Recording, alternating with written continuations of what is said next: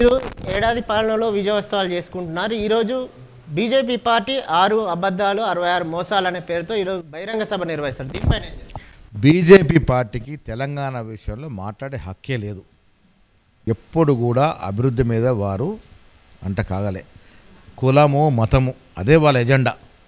కిషన్ రెడ్డి గారు మాట్లాడుతూ ఉన్నారు ఇవాళ ఈ రాష్ట్రం గురించి. 35-40 ఏళ్ళ రాజకీయ జీవితంలో కిషన్ రెడ్డి గారు తెలంగాణకి ఒరగబెట్టింది ఏంటి?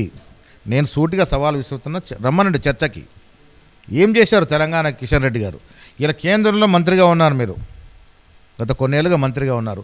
తెలంగాణకు రావాల్సిన 35-40 వేల కోట్ల బకాయిల గురించి ఎప్పుడు మాట్లాడినారా? తెలంగాణ విభజన చట్టంలో ఉన్న పలు అంశాల గురించి ఎప్పుడు నన్ను లేవనెత్తినారా పార్లమెంట్లో? మీరు ప్రధానమంత్రికి సన్నిహితంగా అని చెప్పుకుంటారు కదా, మరి మమ్మల్ని అందరూ తీసుకెళ్ళండి ప్రధానమంత్రి వరకు. ముఖ్యమంత్రి స్వామి మేము అందరం వస్తాం, వెళ్దాం ప్రధానమంత్రి వరకు. తమిళనాడులో ఎన్నికల వరకే పార్టీలు, ఎన్నికల తర్వాత అందరూ కూడా పోయి పోరాడి ప్రజలు తెచ్చుకుంటారు. మనం కూడా అదే తరలో పోదాం రండి. మీరు కేంద్రంలో అధికారులు ఉన్నారు కదా, మీరే లీడ్ చేయండి. ముఖ్యమంత్రి గారు మంత్రులు అందరం వస్తాం. రాష్ట్రానికి రావాల్సిన వాటా, రాష్ట్రానికి రావాల్సిన ప్రాజెక్టు, రాష్ట్రానికి రావాల్సిన బకాయిలు అన్నిటి విషయం మీరు చొరవ తీసుకోండి. అదేది చేయరు. సాబర్మతి ప్రాజెక్టు గురించి మాట్లాడరు. అక్కడ కొన్ని వేల మంది నిరాశ్రయాలు చేశారు బీజేపీ ప్రభుత్వం. మేము కూడా మూసి ప్రక్షాళనకు చర్యలు చేపడితే ఆడ వచ్చి నిద్ర చేస్తారు ఒకరోజు సాక్షులు వేసుకొని. ఏం మెసేజ్ ఇస్తూ ఉన్నారు తెలంగాణ ప్రజలకు మీరు?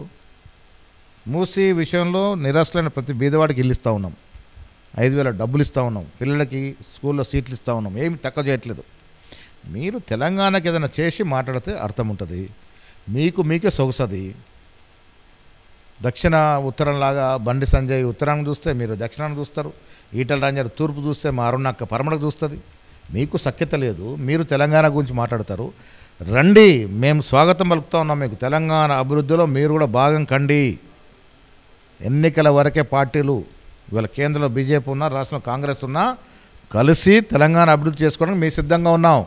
అవసరం అనుకుంటే ఒక మెట్టు దిగుతాం మేము. మీరు రండి, మాతో కలిసి రండి.